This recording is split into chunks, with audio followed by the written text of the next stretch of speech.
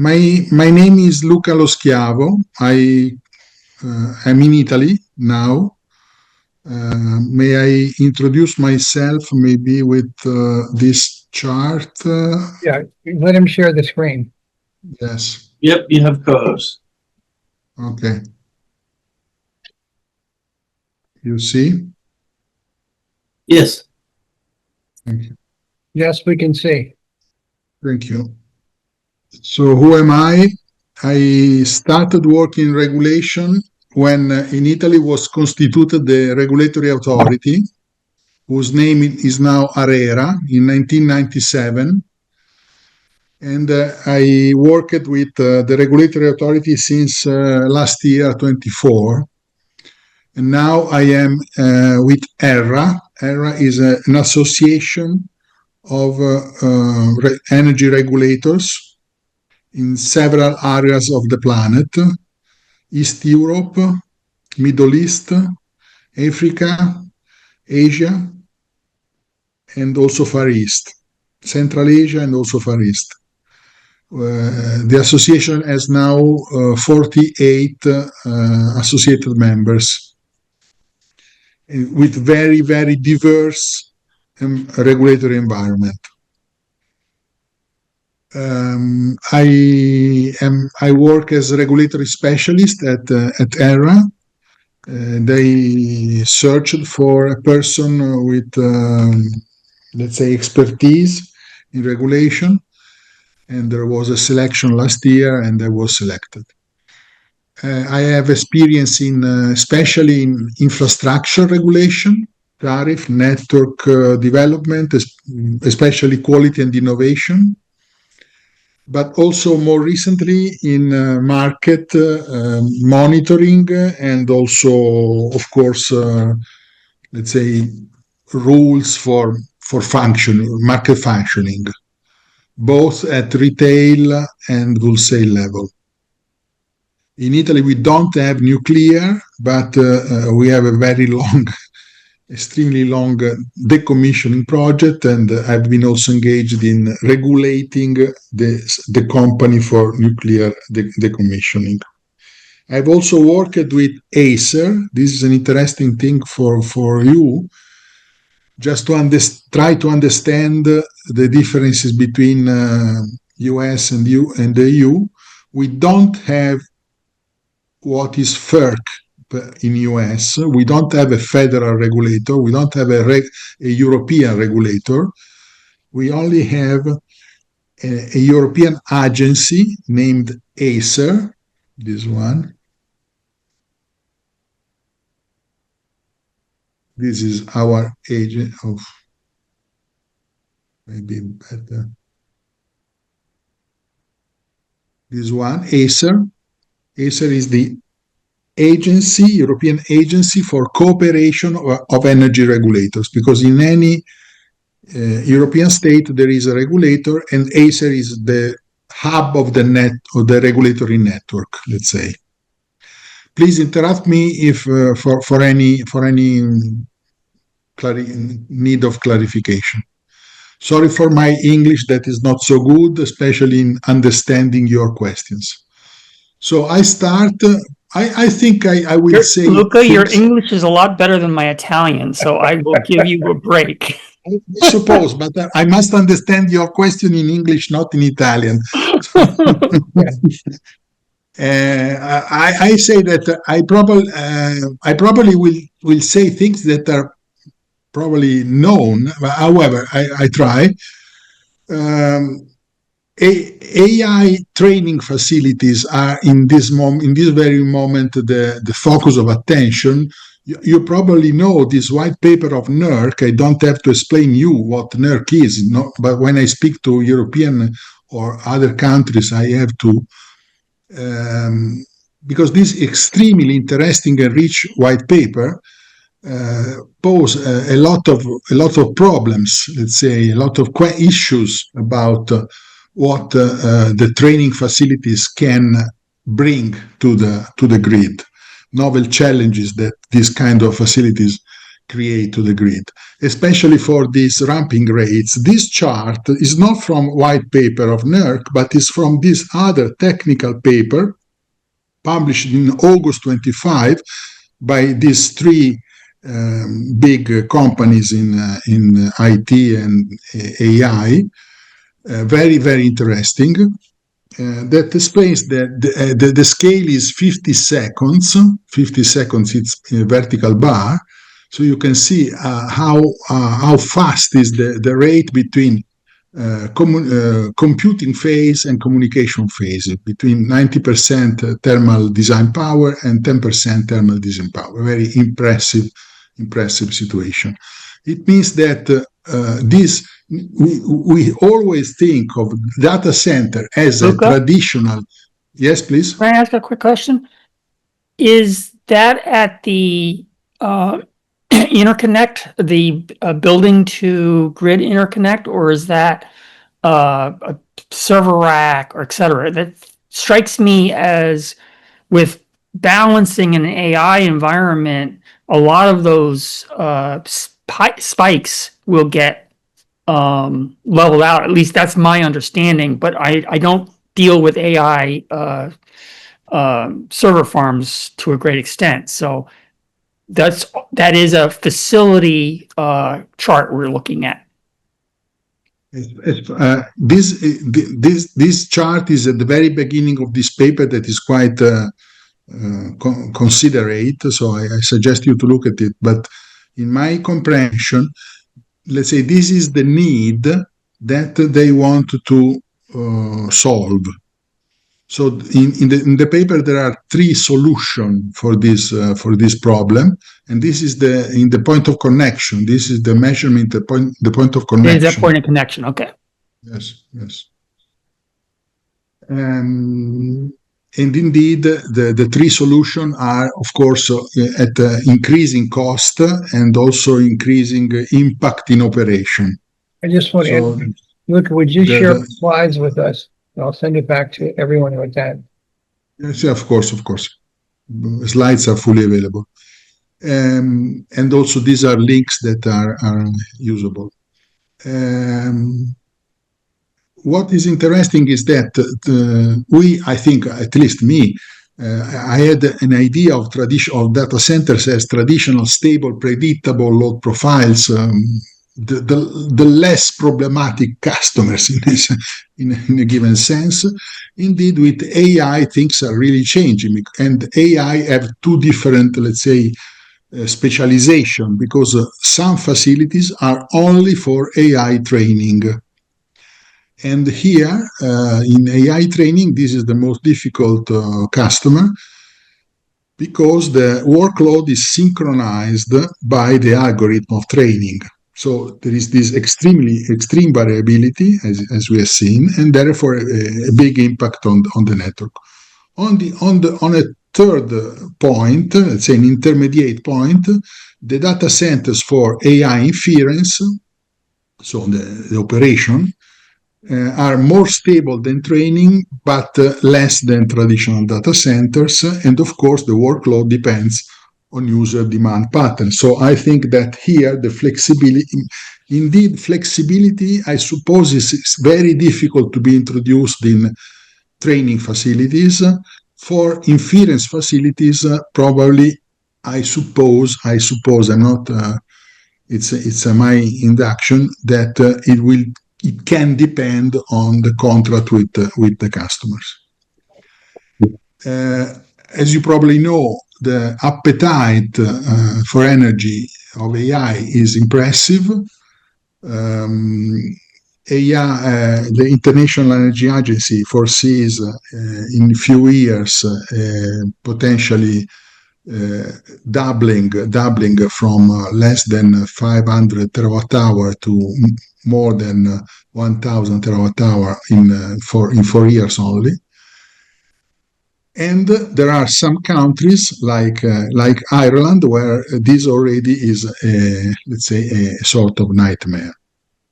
Of course, the operator have concerns about the possibility of load loss.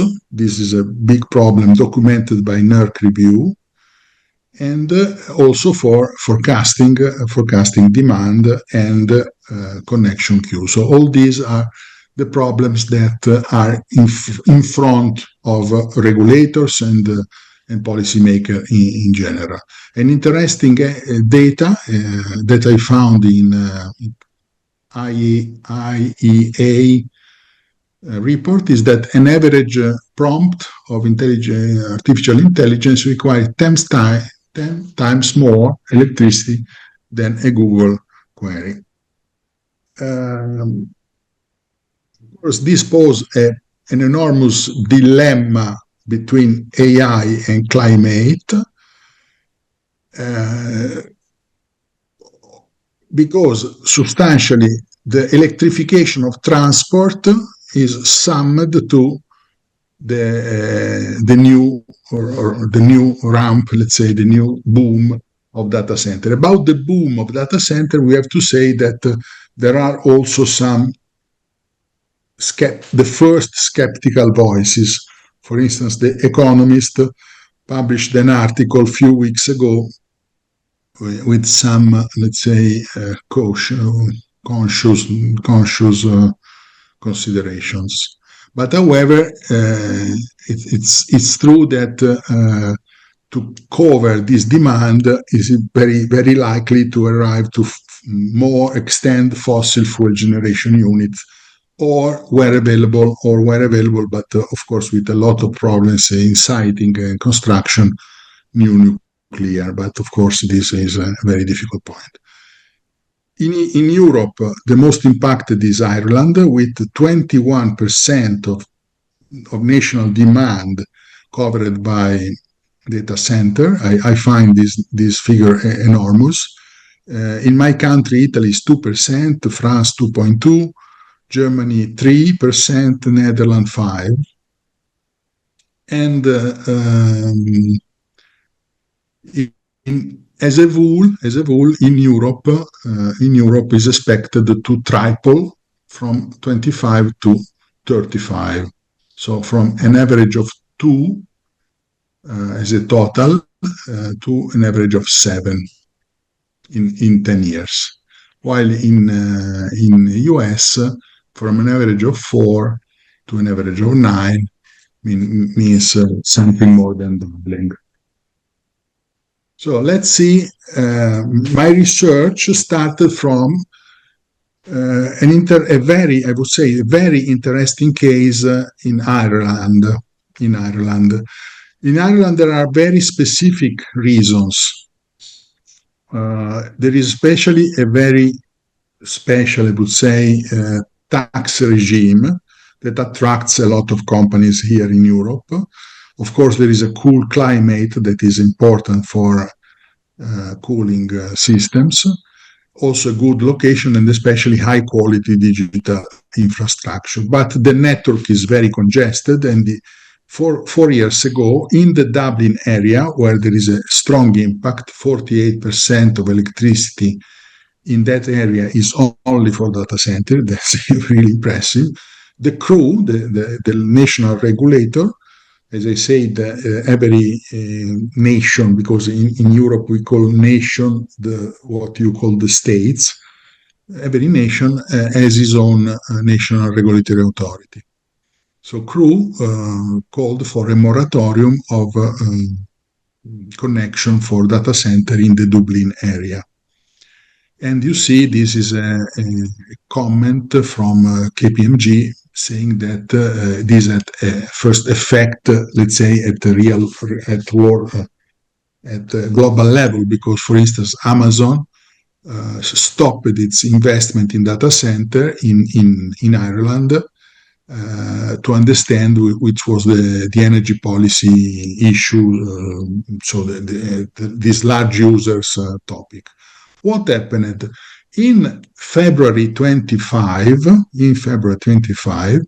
the regulator issued this consultation paper that is quite long and complex, I would say, 90 pages more or less, that is on 4 pillars. One, the most let's say, impressive, I would say, are energy self-sufficiency. So new data center should, because this is not yet a decision, it's a proposed decision, but not yet transformed in a decision due to resistance of industry. New data center should have dispatchable generation equal to maximum capacity, but and this requirement is totally technology neutral, but being dispatchable is not only thermal, could be also renewable, coupled with storage, so very costly. But if thermal, must be, they say, future-proofing, so hydrogen or biofuel compatible. So this means really costly as a rule, for one side or another, is not a standard generation. Grid operators must publish capacity maps, hosting capacity maps, and it's recognized that connection can be refused in saturated zones. Last, operational flexibility. Here maybe is not clear enough how much, but data centers shall provide demand response services during grid stress period, and this is probably another difficult point to be concretely enacted. Reaction has been not easy, not glad, I would say. For instance, this report from a law company in London, but acting also in Ireland, make a summary, let's say, of the position, and it's interesting because it put the focus also on the network planning process, because they say is too slow moving, and also there are too many objections and judicial review. So they hope that there will be a new act, a new law in Ireland. There should be, with mandatory timelines and so-called sufficient interest test in order to speed the process and reduce frivolous objections. It's a matter of fact that we are now in October, and the proposal issued, published in February, has not been converted, let's say, in a final decision yet. That's because they're in the middle of an election season. I didn't catch, sorry. They just finished their elections about a month and a half ago. Oh, is it the elections? Yeah. Yeah. I have many friends in Ireland, including Jim Gannon, the head of GRU. Okay.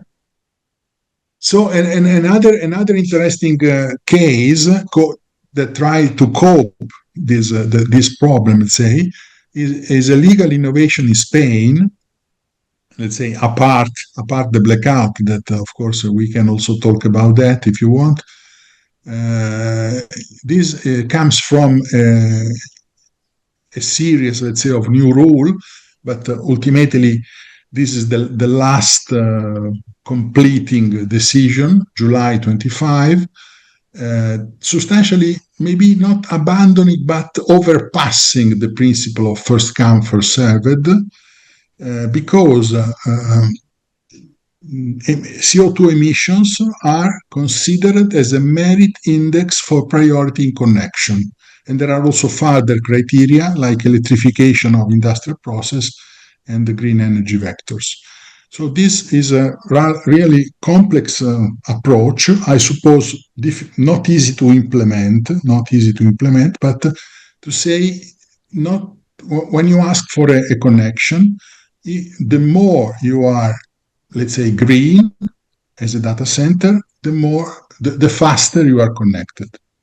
So this is a really new approach. I don't know any other country in Europe with such an approach to connection. In my paper, I consider also other US cases, just to compare a little US and the EU. I don't know if you are interested about that. I from Europe tell you what happens in US, but however, that's why we're here. that probably you know much better than me. I was impressed, I must say, from the case of Amazon in Pennsylvania, where a co-location behind the meter with an existing nuclear unit was refused by FERC with a split decision 2-1, and the president, at time it was Phillips, dissenting in written. I suppose this is a rather rare case, I suppose. In Europe, we do have, at least in Italy, we do have possibility for dissenting. For instance, in France, they don't have dissenting. But I worked more than 25 years, and I don't remember a single decision, external decision, where dissenting opinion was used. Other kind of decision, not regulation. And in that dissenting, it's very interesting because these are his words. Electricity is the lifeblood of AI data centers. So it's incredible that such an essential input is not yet really considered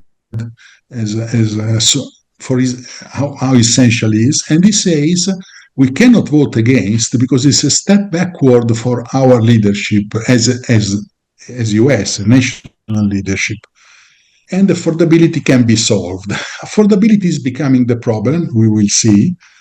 However, the two, and as far as I understand, Phillips was a Democrat, and the two the two in favor of refusal, were Republican. The strange thing was that the first day of President Trump, Phillips has been changed, and one of the Republicans voting voting in favor of the refusal, was elevated to chairman. And 6 months after, the strategy for winning the race arrived, and substantially this strategy, as far as I understand, says that energy must follow the AI development. It cannot be a constraint. And indeed, the Republican commissioner elevated to chairman, as far as I understand, in August, resigned. And now there is, incredibly, a Democrat in FERC as a chairman. Correct me if I understand wrongly. So it seems that politics, independence in FERC, and AI merge in a sort of very interesting anecdote. The ERCOT model in Texas is much more flexible. And they ask for a more, let's say, a more focused investment plan, also with controllable load resource program, especially after above a given threshold that is 75 megawatt, with load reduction compensation.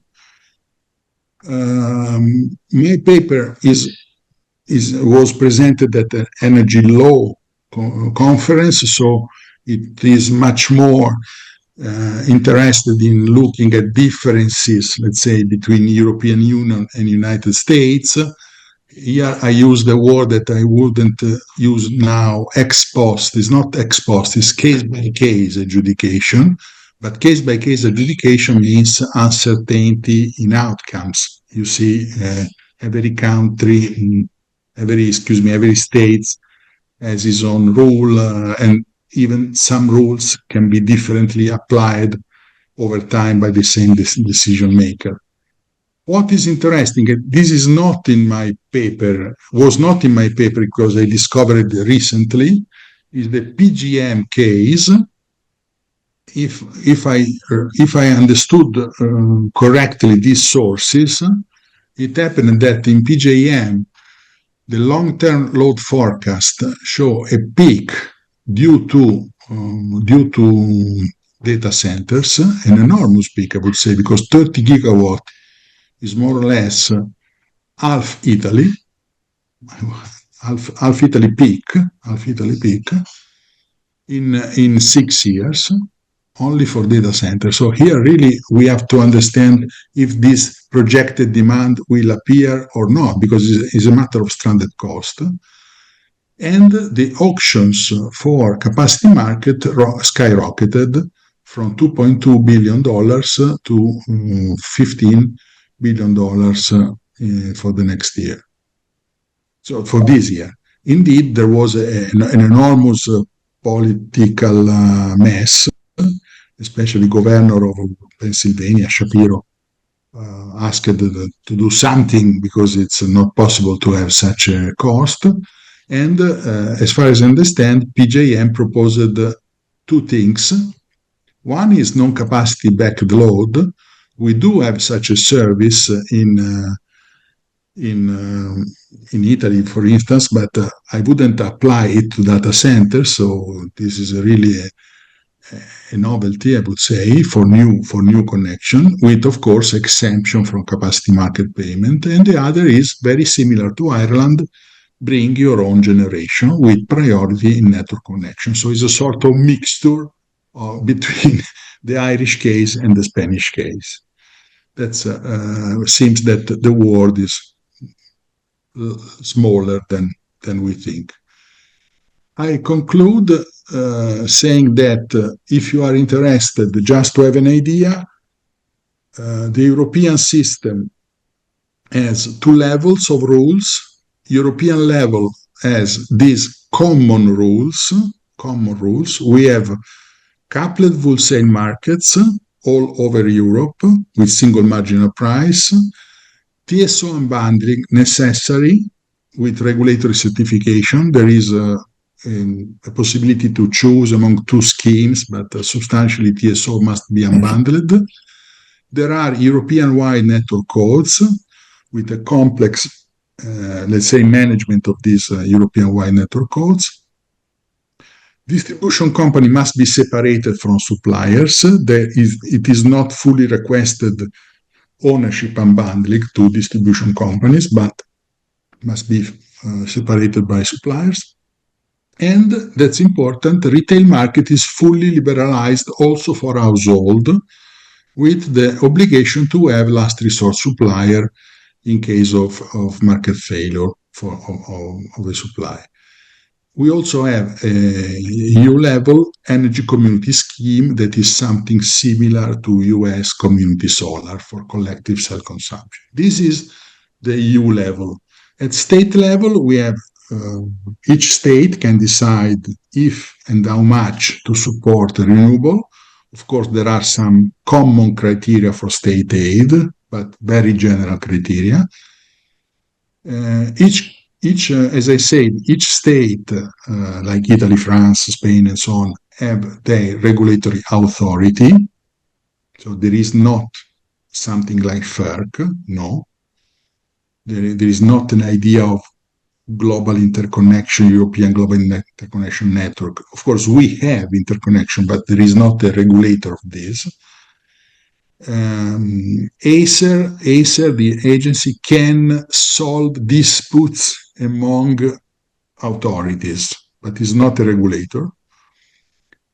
About smart metering, you probably know that Italy was the first country, I suppose, in the planet having a full rollout 100% in 2000, starting 2001 and completing in 2010, 80% in 2006. Then we are now at the second generation, already rolled out. The tariff system is established at a state level. Normally is hybrid system, OPEX and CAPEX, different treatment, but there is a trend towards TOTEX. For instance, in Italy, we do have. Normally at state level, there is a vulnerable customer scheme for affordability, typically for low income. And flexibility rules are developed at transmission system level, also because are part of the network codes, indeed are still embryonal at distribution level. I don't know how much time I took, more or less half an hour. This is more or less what I want to say you. I try to answer your question, but please help me with your fantastic pronunciation. Thank you. Thank you for presenting. I just want to open the floor. Does anyone have any, questions that initially stand out? Yeah, I do. So Luca, I read your paper. Very, very great work, by the way. I do a lot of regulatory work as well, and here in the United States, I think a lot of the problem that I see, not just related to AI, but related to all loads, is we don't do a good job. We have two problems. We have cost of service regulation where assets are the only way utilities actually make money. They don't make money on OPEX. They make money on CAPEX. Hence, there's a investment bias toward generation, toward transmission, toward distribution level improvements, et cetera. And that I feel like isn't as big of a problem in Europe. Hence, the regulatory method of regulating AI performance beforehand, rather than doing this ad hoc project method of as you say, ex post regulation, where we look at each project. We also don't do a really good job of cost causality, where we tend to see everyone being level. And I think Louisiana is a prime example where some $175 million, I think was the number you were suggesting. Or no, it was Susquehanna, I think. $175 million was going to be, in effect, put onto all ratepayers, rather than the person who's actually causing the damage to the system, causing the costs, which was the data center. I think Louisiana has a similar problem. I don't know enough about Europe. How does Europe handle these things? And then I have another question after that, after you answer that one. I don't want to double up on Let's stop to this question, because one question at a time. It's rather big. May I say that the fact that you said in the beginning, we use cost of service for utilities, and you included generation, for me, as European citizen, I would say, is totally contrary to my scheme. Totally contrary. We don't have cost of service for generation unless exceptional cases. For instance, islands, just to make an example, if there is a real necessity to have a must-run generation unit. That was my feeling as well, that based upon what I know about EU regulation. Normally, the generation costs are covered through markets. Then there is let's say, plethora of markets, maybe too much, too many, not monitored enough well, a lot of this kind of problems. But cost of service regulation in generation is an exception, but an exception of an exception, I would say, is extremely rare. And only very, very motivated, maybe for voltage regulation in very specific parts. Otherwise, we don't have cost of service for generation. As for what we call monopolistic segments, that are normally three: transmission, distribution, and metering, the typical model is hybrid. So OPEX is under price cap, typically, or revenue cap, it depends. And for investments, there can be different scheme, but substantially is a cost plus. Substantially, it can have. Then different states have different incentives.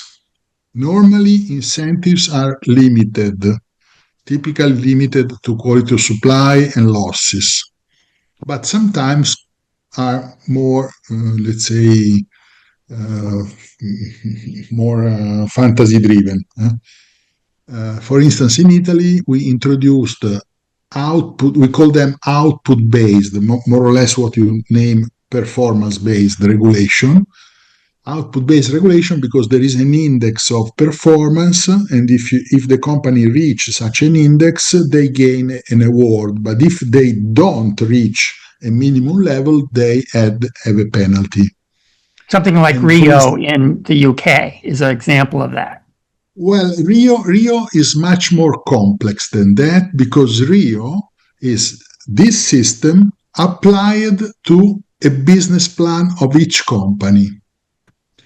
So is integrated with the tariff. Is normally in Europe we don't. This now maybe I speak only of Italy because this may become different from country to country. But in Italy we have a single scheme that we apply to several distribution company. Normally we have only one transmission company, although in Germany there are 4 or 5. But for distribution company we have one scheme, and then that has a general mechanism for tariff, general mechanism for losses, general mechanism for quality, and then this scheme is applied to Disco 1, Disco 2, Disco 3, Disco 10. Okay. In UK, Rio means that there are 10 schemes because maybe company A is incentivized on index 1 and company B is incentivized on index 2 and company C is incentivized on index 1 and 3 and so on. Is very differentiated according to specific needs of investment plan. So it is a much more advanced than we have, for instance, in Italy. We in Italy are moving toward that, but we recognize that is really difficult. Also for the workforce of the regulator, and the number of also it matters the number of companies you have, the size, the structure, these kind of things. However, substantially we have OPEX price cap, so incentive, typical efficiency incentive, and CAPEX with cost plus. I need to spend more time. I need to spend more time in Europe, Luca, with your regulatory people because I like them. It's a lot better than America. Yes. We, for instance, now I work with ERRA. And I see also other kind of regulation. For instance, we had the contact with, which was the country? One state. Sorry, in this moment, Rhode Island, and there was a commissioner that explained me their system for performance-based management, investment evaluation, and so on. So there are other also different approaches.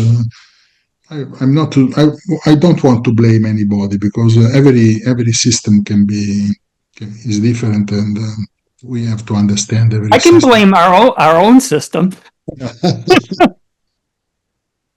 I have one particular. That was a great answer. I have one particular question about what you focused a lot on environmental considerations, but you did not really talk about affordability for other, basically cost shift to other.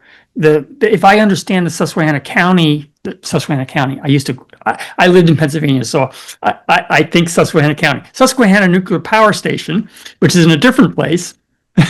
That was about cost shifting within the system, and I didn't see any real framework for looking at that, because to me, affordability, I think, is the largest problem we have, at least in the U.S. With the amount of old distribution network we have, we're going to see a huge increase in rates. Maine is one of them. I'm currently intervening in a regulatory case. for 40% increases. So I didn't see any affordability in your paper. Why not? You are right, and the first consideration is out of the paper is that for me discovery of the PGM case. But let's go to basic. If the demand increases, the price will increase. Probably because the additional demand, the additional generation will add cost. Unless we are so lucky that we can cover the additional generation with a very cheap generation. That is the idea of self-sufficiency. They can bring, if they bring their own generation, this is an affordability measure. Ultimately, they bring your generation, your own generation policy is an affordability measure, in my view. You got to bring your own generation as well as your own transmission, because very often you can't do enough generation on site. Well, transmission. Maybe I'm really biased by my country, but transmission part of the final price is really small. So if I double in the US, if I double the transmission cost, I obtain an effect then less than 5% in the final price. Transmission in the US is typically around 20%. Distribution transmission is 20%. Distribution is typically the 40 to 50%, and the balance is generation. Our generation is actually very low compared to Europe.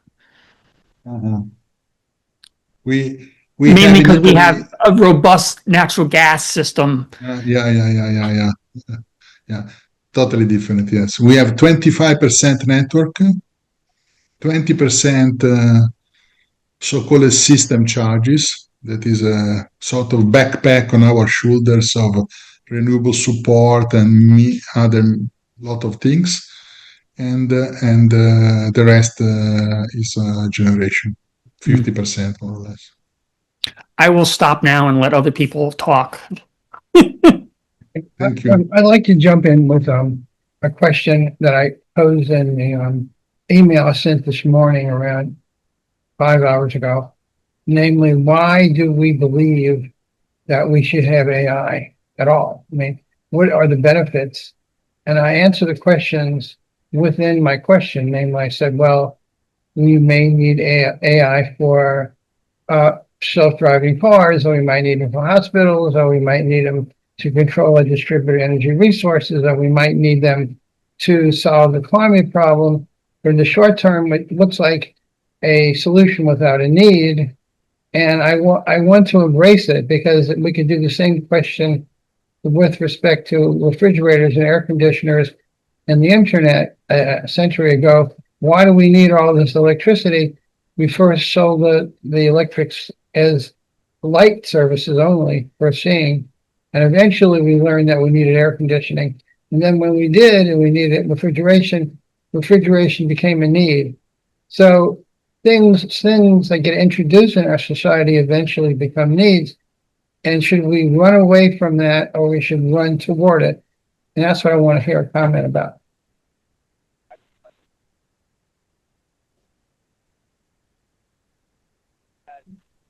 I don't hear anything. Anybody talking? We can hear you. If you could phrase that in a question, maybe for Luca in particular, like, what are your thoughts on maybe over-reliance on AI in the energy sector? Is that the concern, Myron? Well, I mean, we had this. Yes, that's what. Go ahead, Richard. Yeah. I think Richard should. Yeah. Go ahead. Yeah, I've been trying to jump in. I don't know, something wrong with my phone, maybe. Yeah. So there's a definite bubble that's going on right now, and my big concern about it is that the scale up is going to leave a landscape littered with generation that won't have as much of a need for some period of time later, because once the bubble bursts, you built out all of this stuff and you saddled all of these people with equipment that they otherwise didn't need, et cetera, et cetera. That's part of it. I think another angle to this is that AI is presently not as good as it's cracked up to be. It's a wonderful marketing name to call it artificial intelligence. It isn't particularly intelligent. I mean, I personally use like 3 or 4 different models and try to figure out how to use them best. And the one good thing that they bring to humanity, and the singular reason, as far as I could tell, that we really have is a good reason to bother with it, is that it can take vast quantities of information and distill it down if you are capable of asking the correct questions about the data. It's like having a wonderful database engine that can do free-form queries, unlike relational databases, of which I personally happen to be so familiar. And this is a really wonderful asset. However, it can be very challenging to use.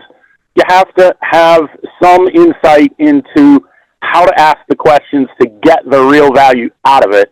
As far as using it for things like writing code and all these other things that people are claiming, I've tried using it for that, and what I would say is that at the present time, AI is lacking creativity and insight, and without insight at the very least, and some modicum of creativity, these systems are never going to be as good as the claims. What they can do is they can take a well-articulated problem that someone has thought about and carefully frames the request, and when those requests are very well done and accurate, then you can get very good results out of AI. Sure. As far as the societal question and electricity use, I think I've already addressed a lot of that in my mini white paper to the EBT. And in short, AI can only really do throttling worthy of the name, insofar as either there might at some point be time of use of AI, and another element is, of course, training, which they have full control over. The question is, will they bother to pay attention to it? And that's where regulatory or financial cues have to come in order to smooth the ramping in and out to match the needs of generations. So that's my response. Thank you. I'd like to hear Luca's opinion. Yeah, I'd like to hear Luca's response as well to the question. Yes, what you mean? Sure. Yeah, we can hear you. Yes. My answer to the question of the need of AI Right. is too difficult. I remember one thing, that when I was 30 years old, I went in an IT company, and at that time there were already first mobile telephone shells, but they were rather rare. And I went to an engineer, and he said to me, "Oh, today there was a very interesting conference about personal communication networks." What is this? One person, one mobile. It was 1986 or 87. Oh, I say, one person, one mobile. Are you mad? And at that time, if somebody told me, "Do you need a telephone in the street?" probably I would say no, because there are cab with public telephone. So I think that we cannot. And about the usage of AI, also Excel can bring errors if you are not able to do formula. Mm-hmm. My opinion is that everything is in the human being. of course, there is a lot of risk of manipulation. This is the true point. The risk of manipulation is already high with internet, and it's even higher with other schemes. The more the intelligence is concentrated somewhere, the more the risk of manipulation exists. But this is a very philosophical point, not electric one. I don't think it's so philosophical. I mean, what happened in Brazil when they It's not elected philosophical, but it's a not very right-wing electrical. president, and maybe in some parts of Western East in Europe, there seems to be a very dictatorial government there, and we I understand. Yes. a totally manipulated election in the U.S. again with the same tools. In New Orleans, we voted 82% for the other guy, not Trump.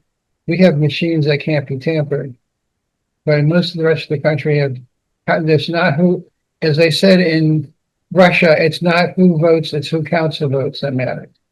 Yeah, I That's understand. a long Yes. time ago. Well, and to bring up your point of misuse. Well, sorry for the echo. I didn't step on the wah pedal of a guitar or anything. So yeah, to talk about some of the threats. I mean, AI in terms of cybersecurity, can be used great for intrusion detection systems, but they also bring with it a host of vulnerability and threats of human use. Phishing attempts are going to get a lot more complex. And there's just going to be a whole host of vulnerabilities, whether it's being able to create more complex malwares quicker, or affect social engineering in ways that we didn't have to compete with before AI. So, but at that point, I think that's the more philosophic angle of approaching its use, rather than energy consumption or how do we protect some of the other infrastructure that we have across all of our other industries that are already in place and working fine right now. Well, not fine, but it can be improved upon greatly. But so I think that's the issue. If someone's solving a solution to something that doesn't seem like a desperate need, but is more of a convenience that accelerates our own progress. AI is a tool, and tools are only as good as the person using the tool. Excellent, Exactly. excellent. Exactly. Yeah, that's a great And so, if you have a bad person using a good tool, you will get a bad result. If you have a good person using a good tool, you'll get a good result. And that's the bottom line. So it's about regulation. It's about social, controls, etc., to solve that problem. I use AI all the time. Yesterday I spent what would have taken me 2.5 days to write data requests to Central Maine Power, as well as 3 or 4 legal briefs.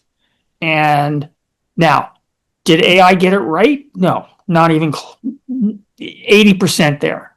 But I have the intelligence to understand when it's giving me garbage and when it's not giving me garbage. And I edit it. I have a different kind of question now. So when we try to figure out how to regulate AI, could we accidentally step on things that we also want? And I mentioned this in the email I sent 5 hours ago. I think we want a grid that's going to be mostly powered at the grid edge. And the way these regulations seem to be coming out to accommodate these big data centers, they seem to be trouncing on the ability to grow grid edge generation assets. And I look at a specific example in Louisiana, and I mentioned this to Luca a few days ago. The price of electricity is around 10 to 15 cents a kilowatt hour for everyone, and for people included. With this data center, everything's going to go up by 10 or 20 cents a kilowatt hour, because the data center is going to need all the cheap electricity north of us for power line transmission lines. Can't get the wind energy in Iowa to Louisiana because we're low on transmission lines, and they're going to eat up all the cheap electricity in the morning. So a time varying rate that we've been proposing, which could allow people to buy electricity when it's cheap and sell it when it's more expensive, they'll still have the same margin, but the poor people are going to be excluded from the ability to participate because they can't buy the cheap electricity. So what I'm thinking is, if we focus on the question of how this is going to ultimately mess up the grid, and we only compare the issue or consider the issue of what happens with AI and not the ancillary consequences, we may be, ignoring a bigger problem than the one we're trying to solve. Would you like to jump into that, Luca? No, I understand I repeat, when there is a market, if the demand increase, all the rest remaining equal, the price is getting up. So there is it's a market condition, isn't it? It is. This is the. So it's also an occasion for efficient generation to invest and to capture the market, but the demand. But substantially, this is the way through which unless we get back to planification, it's a different scheme without market. I don't know which is better. Well, Kate said to me before that she thinks that we have a very broken up set of ways of solving problems. And you mentioned this as well in your paper. If we had a more integrated approach where we take this issue into account during the time we're trying to solve the AI problem, we might be able to solve the equity problem at the same time. Yeah, I understand. For instance, we do have interconnection in Europe rather strong. So, but for instance, just to make an example, France has a huge nuclear park, but is also old. So if they invest to renovate their park, this will be an interest for all Europe. But if they don't, this will be a problem for all Europe, or at least all neighboring countries to France. I say network is like marriage, in the bad and in the good destiny. We are related with France in both sense. We can import their cheap energy, but we can also import the expensive energy when there is a problem in the system. If they don't have not import, but they increase the price all over the Europe and Right. Also in Italy when there is the for instance, some years ago, the very strict nuclear regulator in France stopped 20 reactors. They have 60. So a big issue, enormous issue, and price rocketed up. This is electricity. This is. Well, there's two things I want to say about that, although these are just pot shots. One is the nuclear power plants had to run at lower capacity in the summer because the rivers were heating up in the summertime, and they couldn't pull off the reactors, and they decided we weren't going to fry the fish in order to make the reactors, and therefore they had to run the reactors less. The other thing I want to say, I've been in this industry a long time, and when the Chernobyl accident occurred, the only country in Europe who didn't find radioactive iodine in their air was France. And it's not because it didn't go to France, it's because the French nuclear industry was afraid it was coming from their reactors. Because there was about 2 weeks before anyone found out of what happened in Ukraine or Belarus where Chernobyl is. And so we've got this unreliable resource that's unreliable in safety and unreliable in making energy. Okay. I think it has been a very interesting discussion. Thank you for staying up late, Luca. Yes. Thank you to you for invitation. Thank you to you for invitation. It's probably my first webinar across the Atlantic. I mean, Wonderful. Oh, geez. that's great. We loved having you. It's great, wonderful.